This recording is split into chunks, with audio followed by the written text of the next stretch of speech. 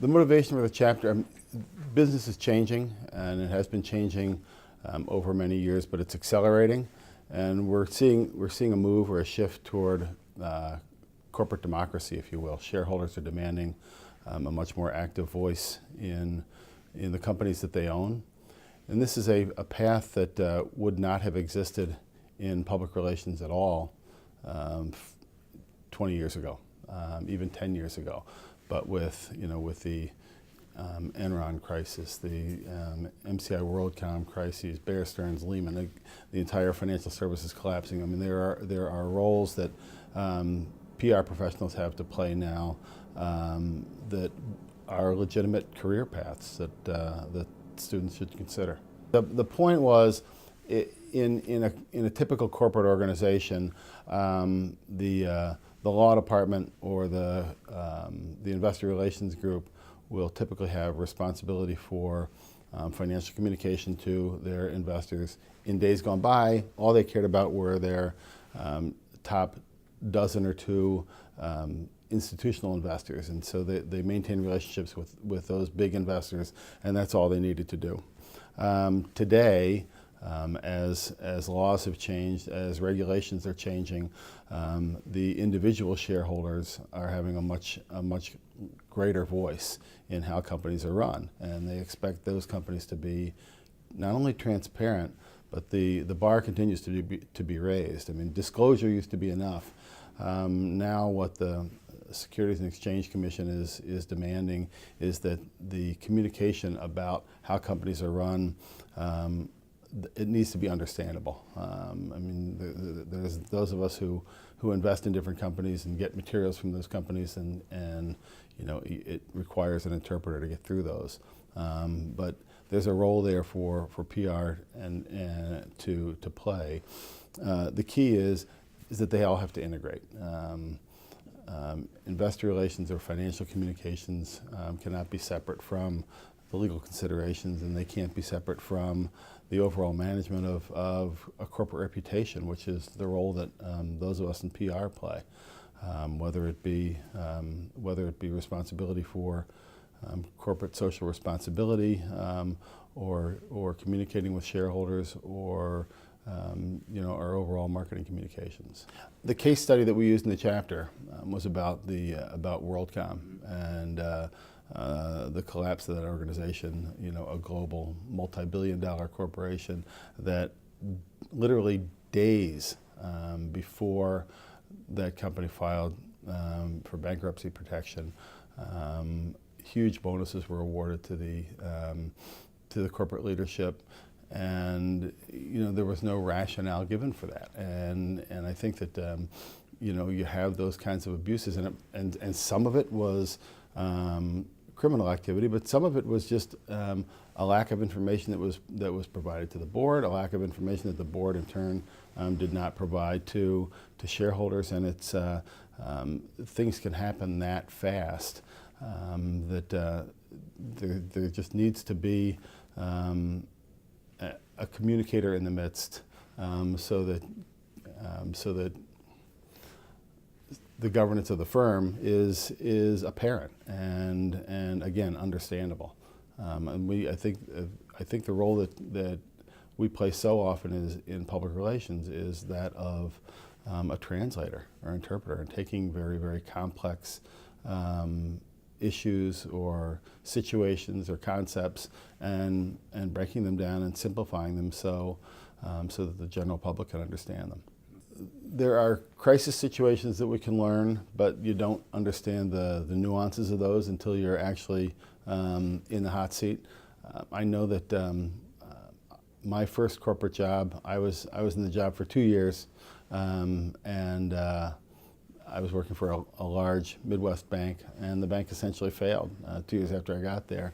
And there was an enormous corporate restructuring or government restructuring program, and these are concepts that I hadn't dealt with at all. And there are practical real-world considerations that have, that hopefully what we learn in school we can apply to those situations. but to actually live them and see the ramifications, especially as the world's changing so quickly. Okay, if you're out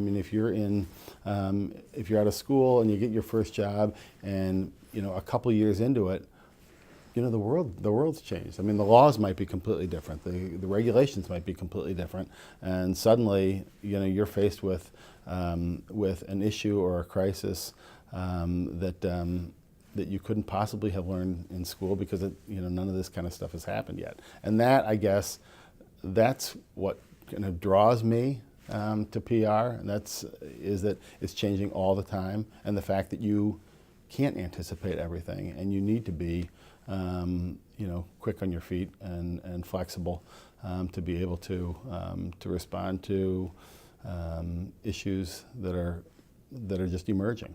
The greatest changes that I've seen in the 25 plus years that I've been in the business are the media itself, or themselves. The huge introduction of channels, if you will. So the internet and social media and just the speed with which everything moves. I think that everything is happening in real time, and there are no news cycles anymore, which is something that those of us who've been in the business a couple of decades are very familiar with. But it's a concept that's gone forever, and I think that to be ready for that is just to be informed and aware and focused as much as you possibly can. I mean, I think the profession is much more difficult today than it was when I entered it, because there were a lot more tactical elements that you could plan up front. It still requires incredible planning, but it's more of a shape and a direction. Companies today with social media in particular are giving control of their brands over to consumers. I mean, that is a concept that would have been so foreign to most of the big brands that I was familiar with when I entered the workforce. That you need to provide direction, within sort of a range, if you will. We can't. I think people need to understand, I don't know if this is a life lesson or a professional lesson, but we are not in complete control. So we can provide direction, we can provide counsel, we can lay the groundwork to do the right things, but you need to be able to move fast based on those solid building blocks. So it's why we all learn how to write. It doesn't matter which media it is. It doesn't matter how fast it's moving. I mean, we need to be able to write. We need to be able to speak and communicate clearly with people, and that serves us well, regardless of where the industry goes. Like I said, I can't imagine a more exciting industry. It's the issues are breaking, emerging, globally changing issues. We're at the forefront of everything, whether it's positive or negative. You never know when you walk into work each day. You never know what's going to happen. I love that. If people love to have their days completely laid out for them and spelled out, and they know exactly what's going to happen that day, this is probably not the right industry for them. But I think if you enjoy spontaneity, unpredictability, intellectual challenge, issues that are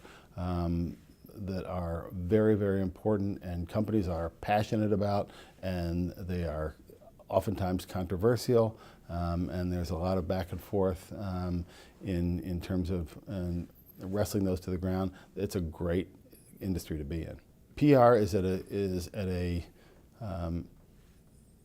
a point where